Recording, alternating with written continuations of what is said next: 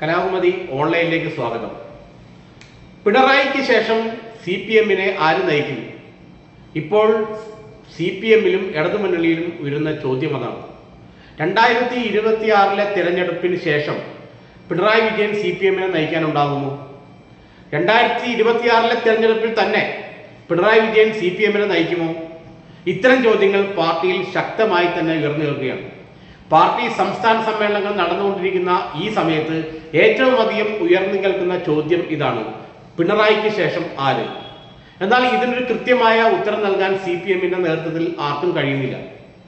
2026 തെരഞ്ഞെടുപ്പിൽ പിണറായി വിജയൻ തന്നെയായിരിക്കുമോ CPM-നെ കേരളത്തിൽ നയിക്കുക എന്നുള്ള ചോദ്യത്തിന് ഉത്തരം പറയാൻ പാർട്ടിയിലെ പ്രമുഖ നേതാക്കൾക്ക് ആർക്കും കഴിയുന്നില്ല. പാർട്ടി അണികൾ നിരന്തരം സംസ്ഥാന സമ്മേളനങ്ങളിൽ, ഏരിയ സമ്മേളനങ്ങളിൽ, ലോക്കൽ സമ്മേളനങ്ങളിലൊക്കെ ഈ ചോദ്യം ചോദിച്ചുകൊണ്ടിരിക്കുകയാണ്. എന്നാൽ ഇത്തരത്തിൽ ഉള്ള ചോദ്യത്തിന് ഉത്തരം മാത്രം ലഭിക്കുന്നില്ല.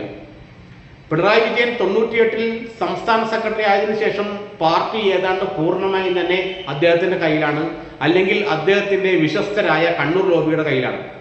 എന്നാൽ കണ്ണൂർ ലോബി ഇപ്പോൾ ഏറെക്കുറെ തകർന്നു കഴിഞ്ഞു. കണ്ണൂർ ലോബിയിലെ രണ്ടാമനായിരുന്ന കോടിയേരി ബാലകൃഷ്ണൻ അന്തരിച്ചു. മൂന്നാമനായിരുന്ന EP ജയരാജൻ ഏറെക്കുറെ രാഷ്ട്രീയം വിട്ടുകഴിഞ്ഞു. പിന്നെയുള്ള 2 ജയരാജന്മാരാകട്ടെ കണ്ണൂർ ജില്ലയ്ക്ക് അപ്പുറത്തേക്ക് യാതൊന്നും ചെയ്യാൻ കഴിവില്ലാത്തവരാണ്. അതോടുകൂടി കണ്ണൂർ ലോബി അവസാനിച്ച് കഴിഞ്ഞ സ്ഥിതിക്ക് ഇനി ആരായിരിക്കും CPM-ലെ പുതിയ ശാക്തിക ചേരി? പിണറായി വിജയന്റെ അനാരോഗ്യം അദ്ദേഹത്തെ ഇനി മുന്നോട്ട് പോകാൻ അനുവദിക്കുന്നില്ല എന്നുള്ള ഒരു സംസാരം പാർട്ടിയിൽ പൊതുവെ വന്നു കഴിഞ്ഞു. ഇനി കണ്ണൂരിൽ നിന്ന് വിട്ട് തെക്കുള്ള ആരെങ്കിലും ആയിരിക്കുമോ പാർട്ടിയെ നയിക്കുന്നത്? പക്ഷെ തെക്കുള്ള നേതാക്കൾ പലരും, MA ബേബിയും തോമസ് ഐസക്കും G സുധാകരനും അടക്കമുള്ളവരൊക്കെ 75 വയസ്സ് എന്ന കാലപരിധിയിൽ തട്ടി വീണിരിക്കുകയാണ്. അപ്പോൾ തെക്ക് നിന്ന് സീനിയർ നേതാക്കൾ ആരും ഇപ്പോൾ പാർട്ടിയെ നയിക്കാനില്ല. അപ്പോൾ പുതിയ തലമുറയ്ക്ക് ബാറ്റിൽ കൈമാറാനാണോ പിണറായി വിജയൻ ഉദ്ദേശിക്കുന്നത്?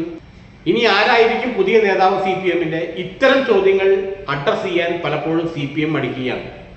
പിണറായിക്ക് ശേഷം ആര് എന്നുള്ള ചോദ്യം ഉയർന്നു വരുന്നത് പോലും പലരെയും ഭയപ്പെടുത്തുന്നുണ്ട്. അത് പ്രധാനമായിട്ടും പിണറായിക്ക് ചുറ്റും നിൽക്കുന്ന ചില ഉപജാപക സംഘങ്ങളെയാണ് ആ ചോദ്യം ഭയപ്പെടുത്തുന്നതാണ് പാർട്ടി നേതാക്കൾ പറയുന്നത്. പ്രത്യേകിച്ച് അദ്ദേഹം മരുമകൻ മുഹമ്മദ് യാസ് അടക്കുന്ന ആൾ ഇത്തരം ചോദ്യങ്ങൾ ഉയരാനേ ആഗ്രഹിക്കുന്നില്ല.